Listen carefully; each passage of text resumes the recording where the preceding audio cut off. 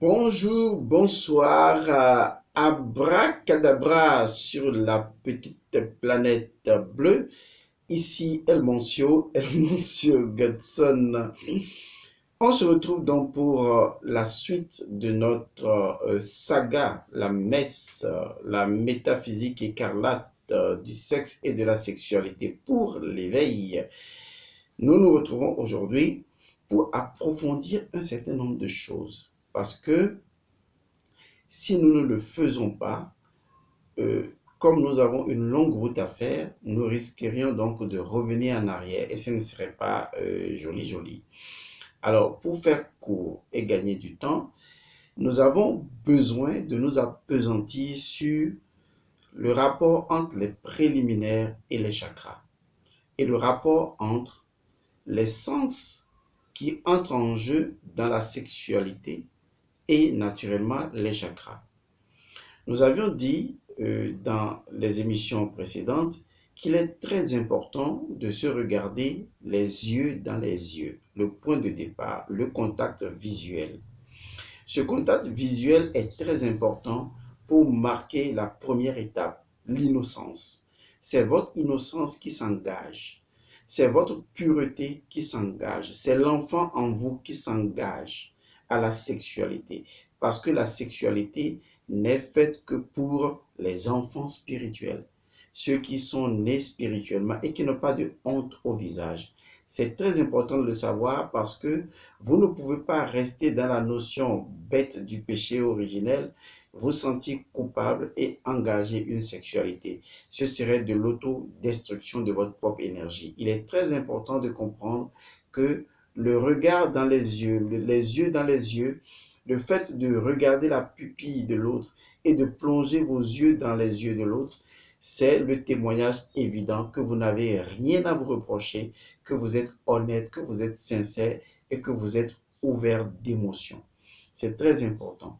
Et comme je le disais dans une édition précédente, ce premier contact visuel engage le premier chakra. C'est un chakra de contact. On l'appelle également le chakra de la sociabilité. C'est le chakra qui nous permet d'entrer en relation. C'est le chakra Manipura. C'est le chakra que nous appelons le chakra plexus solaire. C'est un chakra qui est lié donc à notre personnalité, mais également c'est un chakra de relation. Et donc ce chakra va être activé, tout simplement. Nous allons expliquer ce que veut dire le Manipura chakra et pourquoi il est très important pour nous. Parce que si on ne comprend pas le rôle des chakras, on n'a rien compris dans l'acte sexuel. Le Manipura chakra signifie la cité des joyaux. Cela fait référence au fait tout simplement que l'âme est un joyau et qu'en ce moment vont entrer en relation l'âme de deux ou les âmes de deux personnes. Et entendez par âme l'âme animale qui est revêtue de son corps astral. Et le monde astral, c'est un monde qui typifie trois états.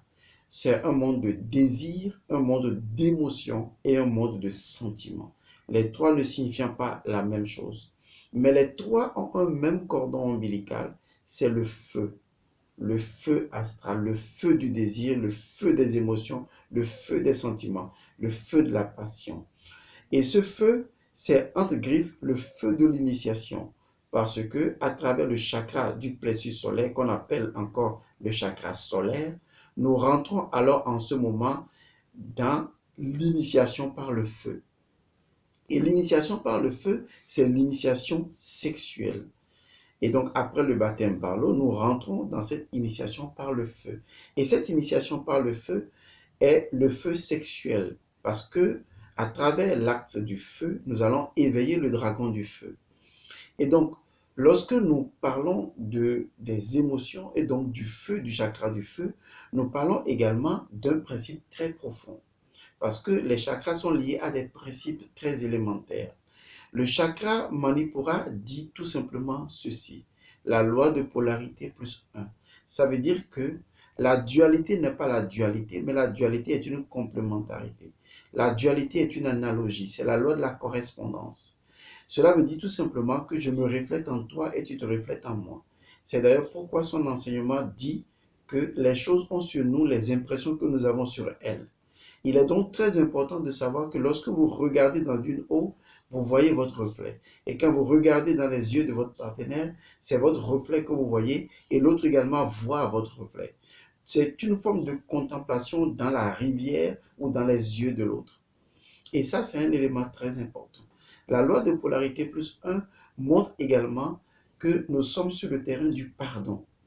Et donc, la polarité ou la dualité vont entrer en synchronicité pour retrouver un point d'équilibre qu'on appelle le juste milieu.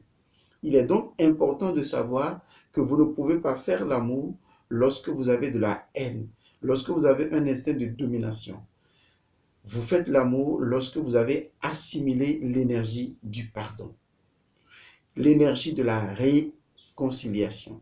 C'est la raison pour laquelle, lorsque vous voulez entrer dans cette relation, soyez sûr que vos énergies sont pures, que vos intentions sont propres, que vous êtes dans une forme de réconciliation, que vous n'avez pas des énergies de blocage, des énergies de haine, des énergies de domination, des énergies d'agressivité.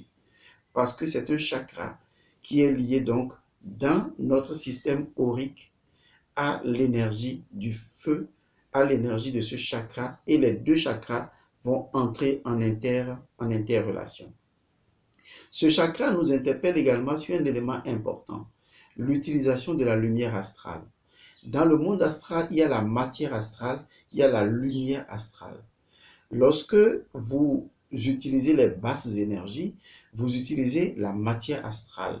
Mais lorsque vous utilisez les hautes énergies, vous utilisez la lumière astrale. Ce qui veut dire que l'intention avec laquelle vous voulez engager l'acte sexuel ou la vision dans laquelle vous voulez engager l'acte sexuel doit être une vision réalisatrice de l'être intérieur. Donc, vous devez focus naturellement sur le fait que votre sexualité a une dimension transcendante. Vous devez voir plus loin que ce que les bas instincts voient. Parce que l'âme a une nature vice-vertu. Et donc, si vous entretenez une sexualité basée sur les décadences de votre chakra, eh bien, vous allez tomber dans l'animalité. Mais si la vision de votre sexualité est la réalisation spirituelle, la projection de votre identité, l'ontologie de votre propre réalité intérieure, votre quiddité, eh bien, vous êtes véritablement en train d'entrer dans une véritable relation sexuelle. Et ça, c'est un élément important puisque le chakra plexus solaire représente le soleil qui est en nous. Notre être intérieur, ce joyau, que ce soleil intérieur qui représente notre personnalité, est ce qui s'engage en réalité dans tout l'acte sexuel. C'est notre moi qui est engagé dans cette sexualité-là. Notre personnalité intégrale. C'est d'ailleurs pourquoi nos enfants nous ressemblent. Parce que c'est notre personnalité, c'est tout nous qui s'engage. Nous n'engageons pas seulement une relation sexuelle, nous engageons tout notre potentiel chakra que nous allons interchanger, interrelationner avec un autre chakra. Et ça, c'est l'élément important du chakra Manipura qui est lié aux yeux, au regard et au sourire et le fait de se contempler. Nous reviendrons la prochaine fois pour rééditer sur le nez, le contact. Je vous remercie et je vous fais un gros câlin. Portez-vous bien.